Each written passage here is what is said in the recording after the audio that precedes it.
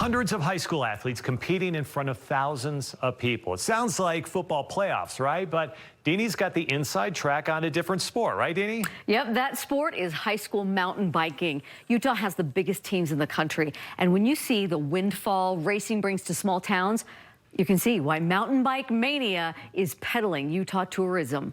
3, 2,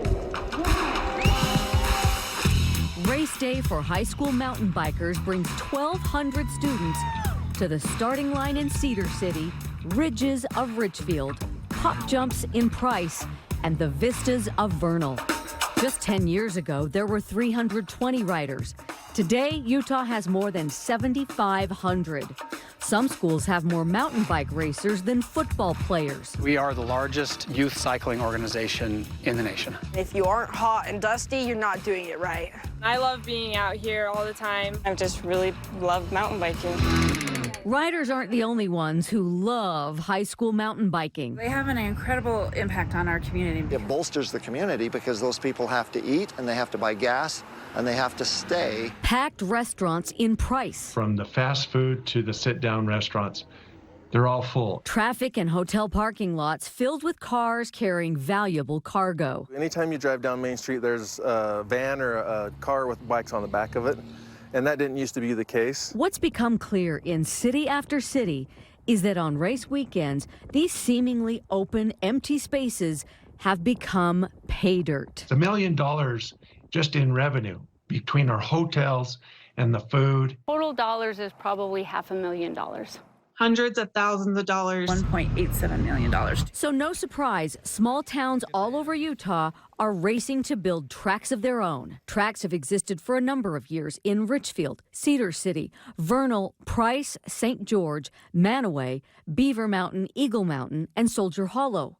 More recently, trails have come online in Manti, Harriman, Beaver, and new trails are coming in Tooele, Panguitch, and Gunnison. It's pretty competitive on our end. We try to make sure that we're taking care of those race directors. It turns into a mini city. Michelle Lyman is the race director for Region 2 and knows within hours this field will transform into a mini city of high school staging tents. She explains the reason these races are more suited to rural Utah than established ski resorts and trail areas. We do have specific standards on how long the course needs to be. 4 to 6 miles, 500 feet of elevation gain, nothing too steep or too narrow. We need broad and big. This is a great space for us. But the #1 requirement? We need to have at least 1,000 parking spaces to hold one of our races. Many cities combine private county and BLM lands with donations and state grants to build their tracks. There's more than economics behind Mountain Bike Mania. In this sport, everyone gets to compete. No one sits on the sidelines. Nobody rides the bench is one of our favorite mottos with the league. So these tracks provide a valuable source of recreation and opportunity for kids in small towns. I knew that if we could get all these kids riding, that it would probably change their lives. We're building athletes, and those athletes turn into lifetime users and recreationists who will come back year after year and bring their kids. This is a sport where the parents can practice and ride right alongside with their kids. They come support them during the day.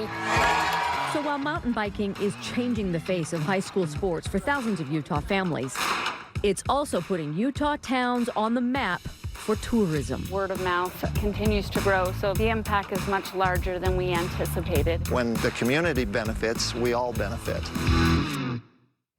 And that benefit is so pronounced, Morgan City's now trying to build a track. We've also learned Price is planning to build a second track, and so is Harriman.